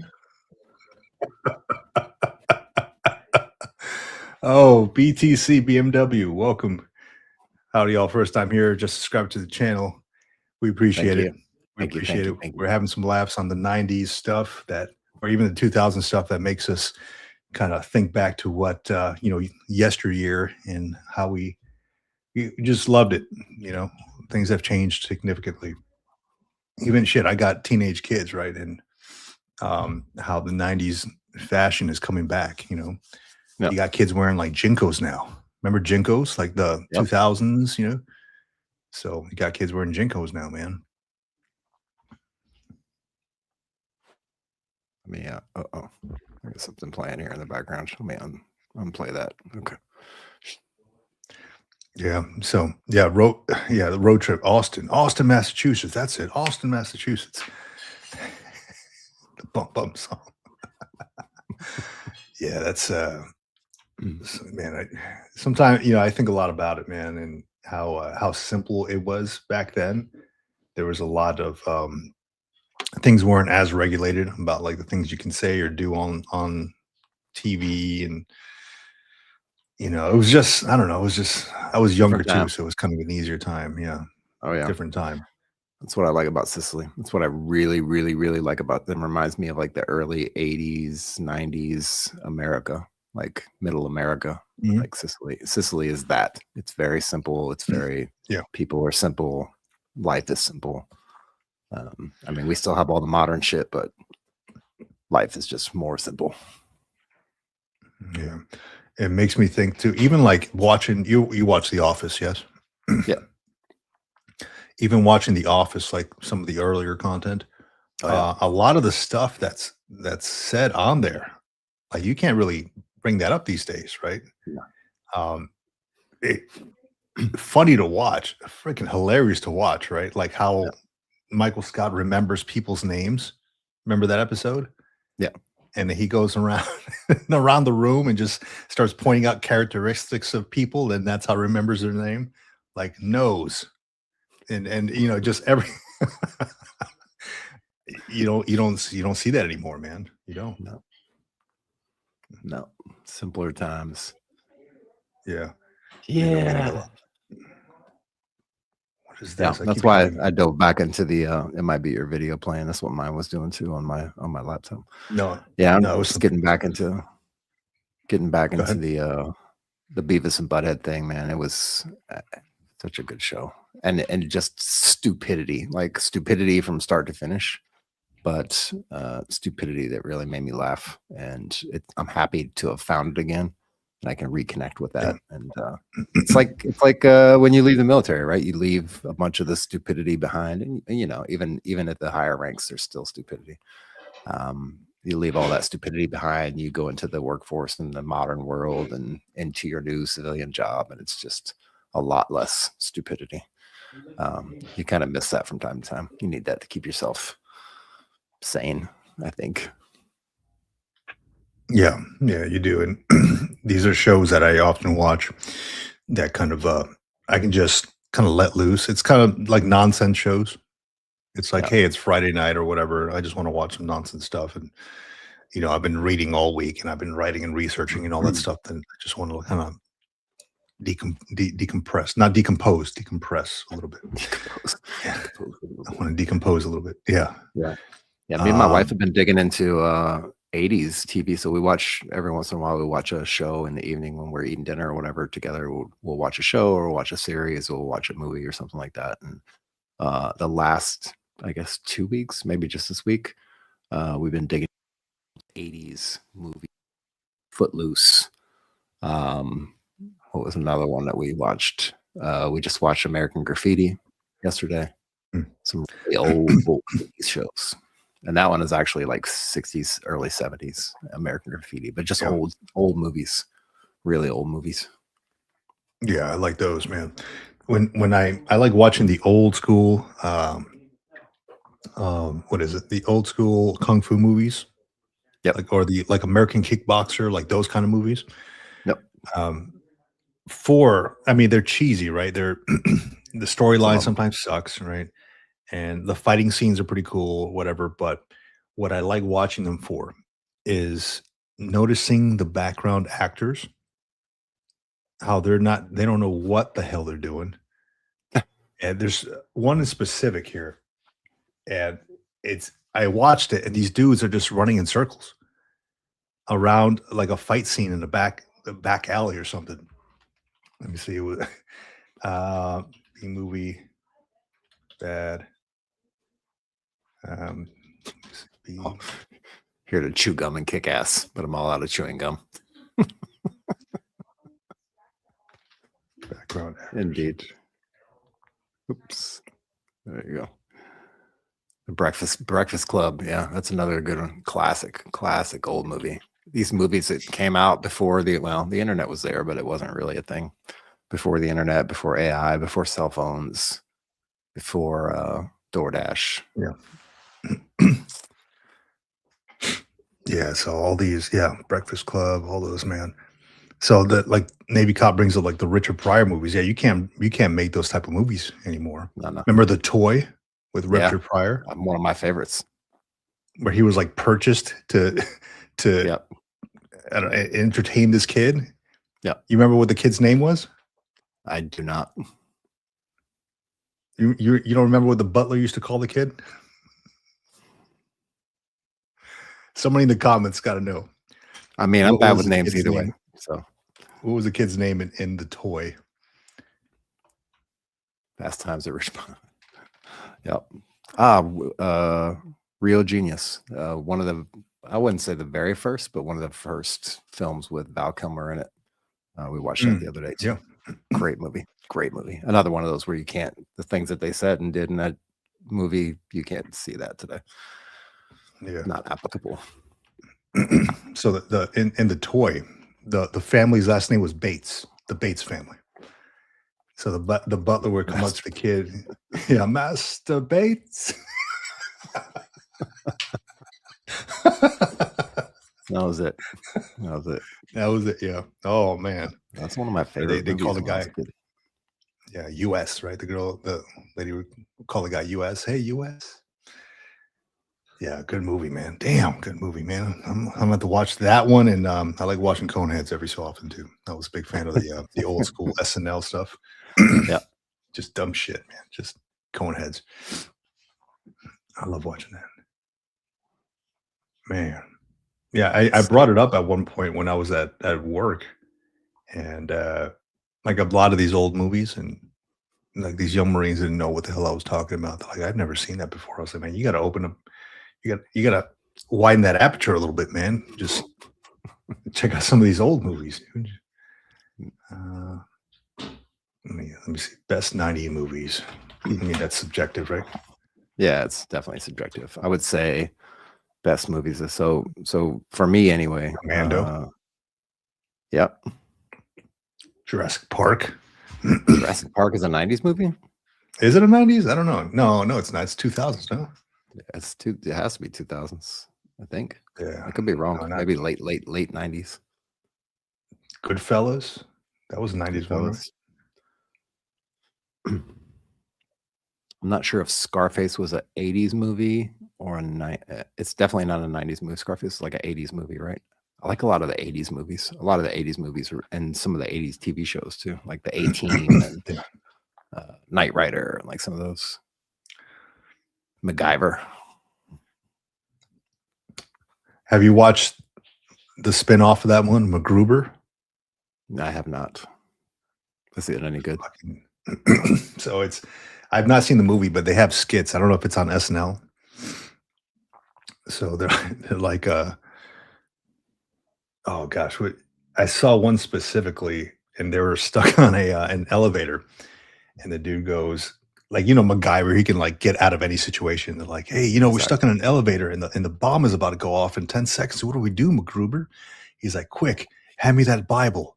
Hand me that. And you hand me that paper clip over there. And you over there, hand me that bucket of bum sperm. Like no shit. That's the fucking, that's the line. That's the skit. And somehow he got him out of the situation with those 3 items. One I recently watched was The Princess Bride. That one Princess do Bride's like. a good. Yeah, that's a good movie. Anybody want a peanut? Classic movie. Yeah, man. Just trying to get back into some old. I'm tired of watching new stuff. New stuff kind of bores me. Really does a lot. Yeah, so Navy Cops got some good ones here. The Lost Boys, Full Metal Jacket, War Games, Raiders of the Lost Ark, Scarface. The 80s was a great era for movies. It absolutely was, man. Jaws. It was. Another one of those. Jaws. Close Encounters. E.T. came out in the 80s. Remember The Never Ending Story? Oh, yeah. Another one of my favorites. Sing it for us, man. The Never Ending Story. Oh shit! I didn't think you were going to, but that's hey. Don't ever dare me to do anything. Ever. Oh man. Let's see what other ones were there. Oh man.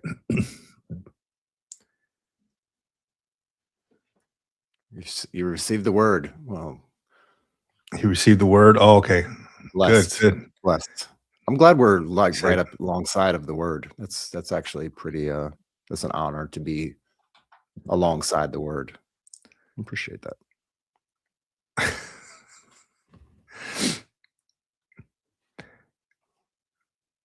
The Untouchables. Nice. I almost read Hannah Montana, not Hometown in Montana. Oh shit! I was like Untouchables and Hannah Montana. What are we talking about? Hometown. No. I'm looking at this. I'm looking at a list, but all these things are like not 90s.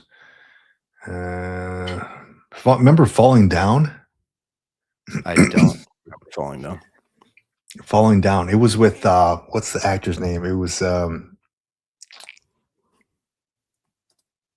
it's the dude from Richard Gecko. No, what's his name? What's Oh yeah, I do remember that one. Yep. Yeah, Michael Douglas. There you go. Yep. He was just pissed off, man. Like everything was going wrong. Yep. And he goes to the convenience store. He's like, "How much is this?" He's like, "Oh, 50 cents." He's like, "I only have a quarter." And then like he starts like he just beats the shit out of the dude, goes crazy in there because he's like, "I'm gonna give you this and I'm gonna walk out." And you're just pissed off at the world, Falling Down. Yeah. Great movie, man. Rambo was another one. Remember Commando? I like Commando, dude. It was I always think back to this, and I always find it funny because it's like there's only one man, though he's not even in the military anymore. There's only one man who can do the job, just like Rambo, right? So the colonel flies in on the helicopter on this dude's property, right? He's like, "Hey, we need you for the job. There's nobody else that can do it. This guy's having ice cream with his daughter." Right. Yeah. That's how it opens up with him and what's her name? I forgot the actress's name, but he's like playing with his daughter. They're eating ice cream together. And then the colonel flies in. We need you, Commando, or whatever the hell his name is. Yeah. Same thing with Rambo, right? The colonel comes in. He's like, "Hey, John, you're the only one for the job. We have a special mission, and nobody else can do it but you." And John Rambo's like, he's got PTSD out the ass, dude. This dude's he can't function correctly at all. Man. This guy's in where is he? He's like tending snakes and shit. He's a boat driver in one of the movies. And where the fuck is he supposed to be? He's not in Vietnam. He's in Cambodia. Yeah, I think it was one Cambodia. Of those. Yeah. One of them. Yeah, listen, Milano, here goes. But Cambodia, and this dude's like, he's like, I'm not the guy for the job. He's like, "But we need you, man." He's like, "Let the man live, dude. Let the man enjoy his VA disability and let the man live." Right. You're gonna mess up his VA rating. Yeah, right. Now he's got to open up his disability rating. He could be brought down. I'm sure he's at 100%, man. And I'm sure he could potentially be brought down because now I mean, if you saw the last one, he's firing to rice fields in Cambodia and like shooting through people with a 50 cal. Yeah. Now this dude's got more PTSD. Now he's got to add more onto his VA disability. Now, you can't have somebody who's like PNT firing 50 cal rounds into a rice paddy, man. That doesn't work out. Well, he also couldn't put a TikTok up of him working out in the gym, working on them 19-inch biceps. So yeah, right. Exactly. Who's that? What was it? Stripes, right? Bill Murray and all the guys from that little clique. That was actually one of the reasons why I chose the Army over every other service. Stripes. Nice. So 80s sci-fi was peak Blade Runner, Terminator, The Thing. Remember The Thing? Mhm. Aliens, Spaceballs. I remember that. Remember the little alien? Hello, my lady. Hello, my honey. Oh gosh. Yeah, Trying good to get my stuff, wife to man. watch Spaceballs. She doesn't want to watch it. No? Nah. She's all Star Wars'd out. Stripes. Settle down, Francis. Calm down, Francis. Exactly. So I've got a friend who mentioned that he encountered Bill Murray when he was in New York. Mhm. And I don't know how, and I know Bill Murray does this type of thing. Like he'll just pop up places and go take pictures with people and shit. And he had a pizza. My friend had a pizza and he fell down and the pizza was like on the floor and like in the box, right? But like, and then Bill Murray walks up, grabs a slice, bites the pizza, and he looks at him and says, "Nobody will ever believe you," and walks away. Exactly. So I'm like, I don't believe you, man. He's like, dude, I'm telling you it happened. But he does these type of things, right? Like, so he lives in Charleston, I think it is. So he Yeah, owns lives a right along the river, I think, or maybe somewhere. yeah. He's a co-owner of a minor league baseball team out in Charleston. Mhm. And so he hangs out there, he walks around there, and there's like video, like stories of him just randomly. He shows up at somebody's like wedding photo shoot. He's like, "Hey, congratulations." And they're like, "Let's take pictures." And they're like, "Oh shit, it's Bill Murray. Let's do it."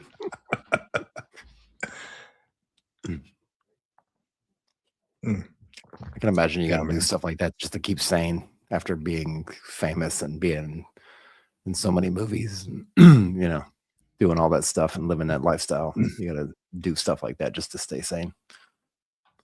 Yeah. I mean, I mean, he seems like he's a good person too, right? Like I've never met the guy, but it seems like he wants to get out there and maybe talk to people. Because yeah, you got to remain sane, right? If not, then you're just kind of like folks who just live in these four walls, right? Yep. You got to get out there and just be amongst the folks, be amongst the people. But yeah, old Bill Murray, man. Tell you. But yeah, man. Yeah, it was good taking this trip down memory lane, dude, and just it makes me want to get out there and just watch some more movies, old school Conehead clips and all that good stuff. What else we had? I met Denzel Washington at NA, California. What is NA, California? I have no idea. Northern Anaheim, northern area. I don't know. Denzel Washington seems like a cool dude too, man. Like very down to earth, kind of like a deep thinker type of guy. Naval Air Base. There you go. Okay. Yeah, so I'd like to meet that dude. Seems cool. I feel like if I met that guy, I'd walk away with some life lessons after speaking to him. What do you want to do? What do you want to do? So yeah, man. Hand That Rocks Her Cradle was one of the Nightmare on Elm Street and such. Yeah, I remember those.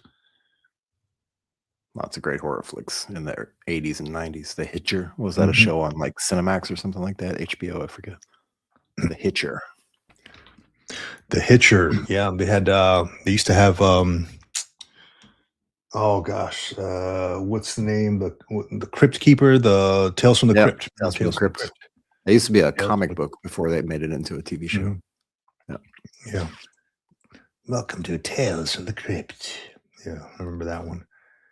The three-headed sideshow freak or whatever it is. These little skits that they used to have. Yeah. Yeah, Oh, that was an remember awesome show. Yeah. I remember watching the is it the Blob? The Blob, this like oozy thing that used to just hang out in the lakes and it would just take over people. I think it was the Blob. Yeah, I think it was the Blob. Yeah, I'm pretty sure. Something like that, right? So I remember that. watched Yeah. that. I watched that, and then we were somewhere. I think it was like in the Poconos or something, camping. And dude, I'm talking like I was young, right? I was a kid, and we went.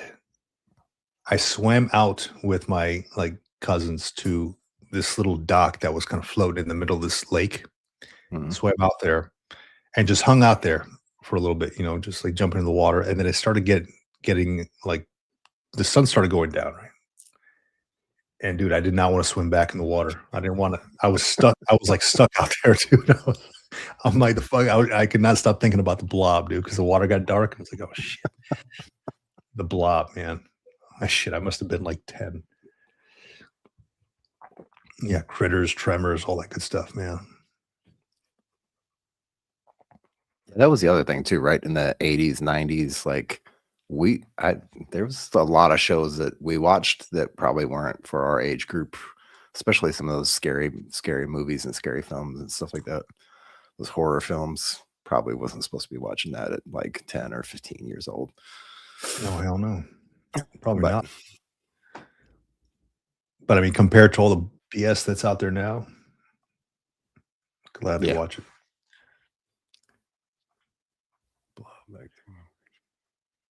Critters, Tremor, yeah, all those. Yep. Both hilarious now. Noble Craig, I've not heard of him. Stunt performer in the 80s horror movies. A triple amputee. The hell kind of roles was he playing? Stunts. Yep. Triple amputee. Indeed. Wow. Character actor and stunt performer.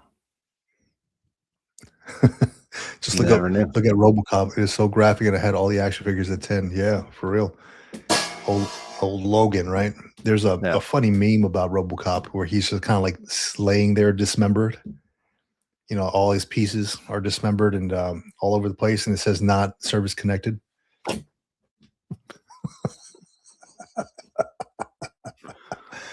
So it wasn't RoboCop was just like he was just a brain, right? A brain with a face, and then they put all his stuff in, just that into a robot, I guess. Yeah, he was an android. Yeah.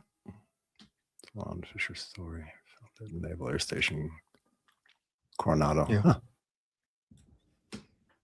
Huh. Amazing.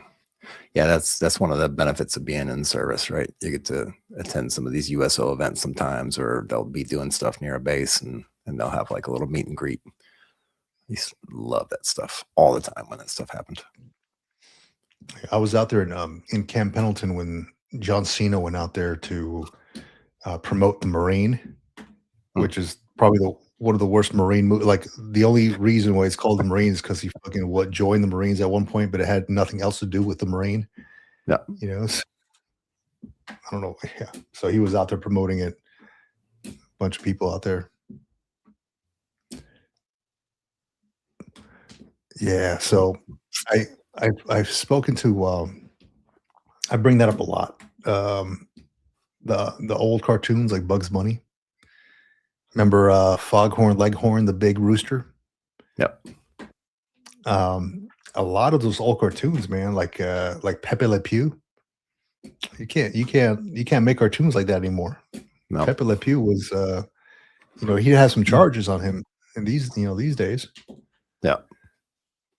I think Roger Rabbit was probably not the end of that era, but even then, A lot of Yeah, that it stuff was- you can't have nowadays. No, you can't. You can't. But I hear them kind of insert some weird shit, like when I watch SpongeBob SquarePants, and I'm like, that's freaking weird, you know? Why would he say that? Speedy Gonzalez, yeah, Speedy Gonzalez. Yeah, so all those, yeah, the USO stuff was cool, man. I think the only who did I meet on the USO? There was the Washington. It was the Washington Redskins back in the day. They like their cheerleaders came out and some of their players came out or something. Just when I was deployed, I can't remember who else came out. So a couple comedians. I can't recall who else. Yeah, but I had nobody like when I deployed. I had nobody like super cool out there. Like I think Robin Williams was out there or whoever else might have been. Toby Keith or anything like that. Yeah, I got to meet a bunch of people on USO tours, especially deployed. It was really, really good. Yeah. They had, what was it, the Facebook concert? They had a Facebook concert, and I think they televised it live from Kuwait. And it was a huge concert. And I think it was probably like one of the last couple of years before Facebook like disappeared. Or not Facebook. The other one before Facebook. MySpace. So they had a MySpace concert. They had a bunch of people there, tons and tons and tons of people there. And they all came through basically the USO and did meet and greets. And we ended up eating lunch with some of them at some point because I was doing a lot of volunteer work with the USO. Got to sit down and have lunch with the Pussycat Dolls. That was pretty cool. That's cool. A lot of cool people on those tours, man. Yeah, it's really cool. And it's really cool that the fact that they even come out there, because a lot of those places, like if they go into Baghdad or Balad or some of those places for USO tours, like the fact that they're even there on the ground in those places, just bringing a piece of home back to the troops out front, like it's totally admirable. I respect every single person that's on any of those tours on the USO.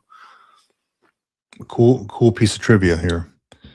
My wife grew up with the lead singer of that group, the Pussycat Dolls. Yeah.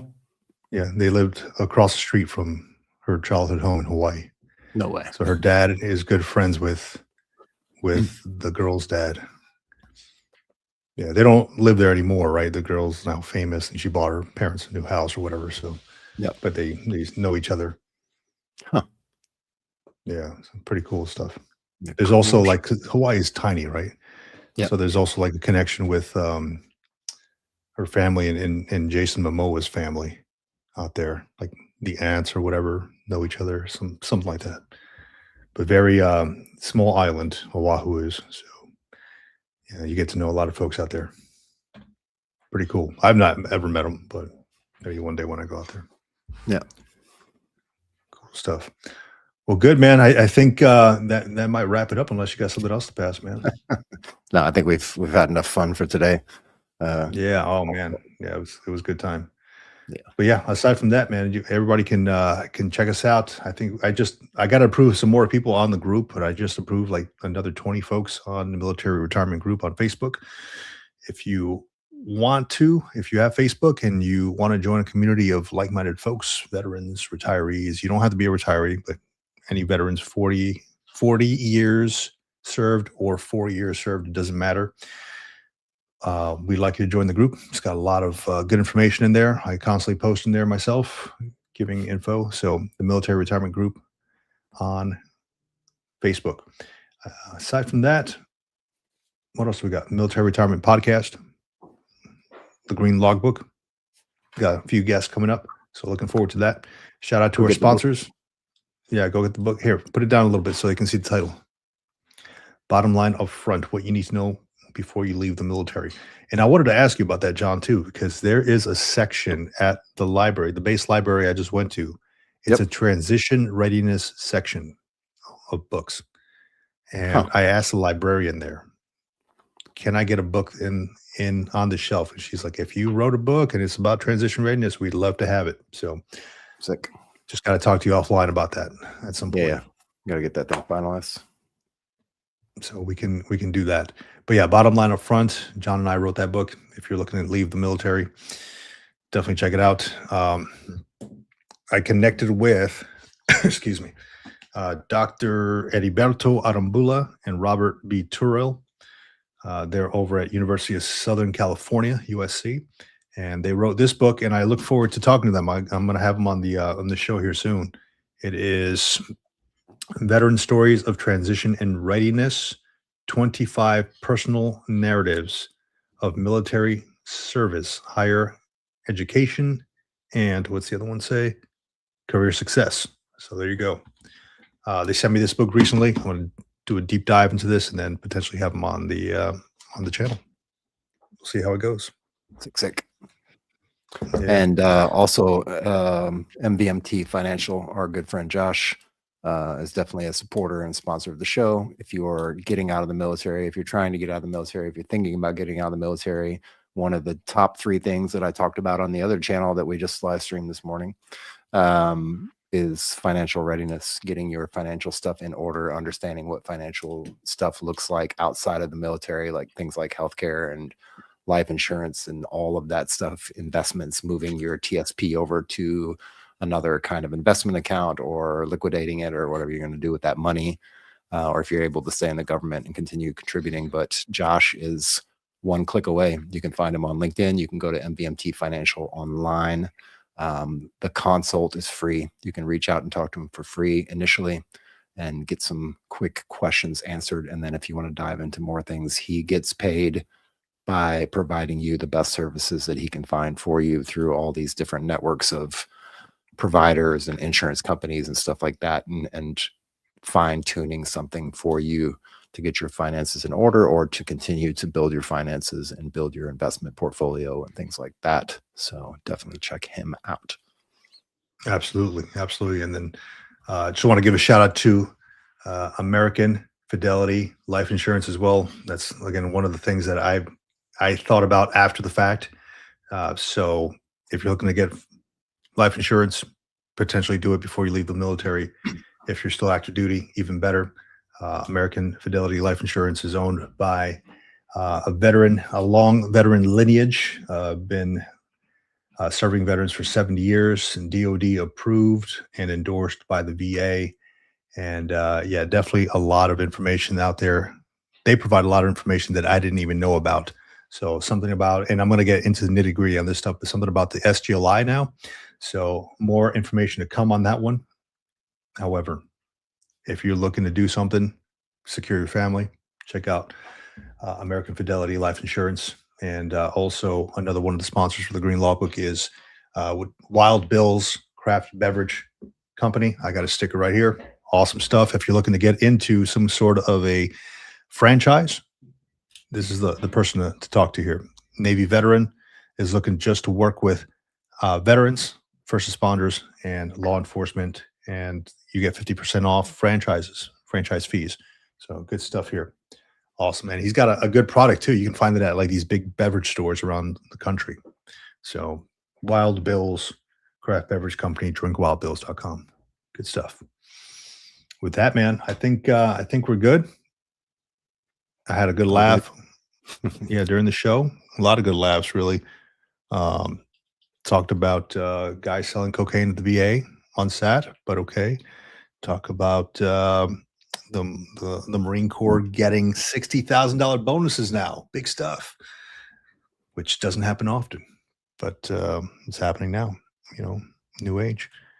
And government funding deal signed. Mental health for drone pilots. 90s movies. The mighty 69th. The mighty 69th. Oh, the fighting, man, you guys seen some action out there. Yeah. Yeah. 69th. Shout out to the battalion, the fighting 69th, for all your services. Thank you very much for your services. Cool. With that, thank you for joining us. Thank you for commenting and being here. Shout out to Navy Cop, to Boston Rob. We got the Unsung Veteran. Check out his channel, Unsung Veteran, the Unsung Veteran. A bunch of good folks out there. Tony Slaughter. Who else we got? BT CBMW, thanks for joining us on the channel today. Army vet. And Army, U.S. Army Grunt, and who else we got here? A whole bunch of folks. If I miss you, and we got LinkedIn user there as well. We don't know who that is, but if I miss you, I'm sorry, but much love to all of you. Thank you for joining us on this episode of the Military Retirement Podcast. Out here.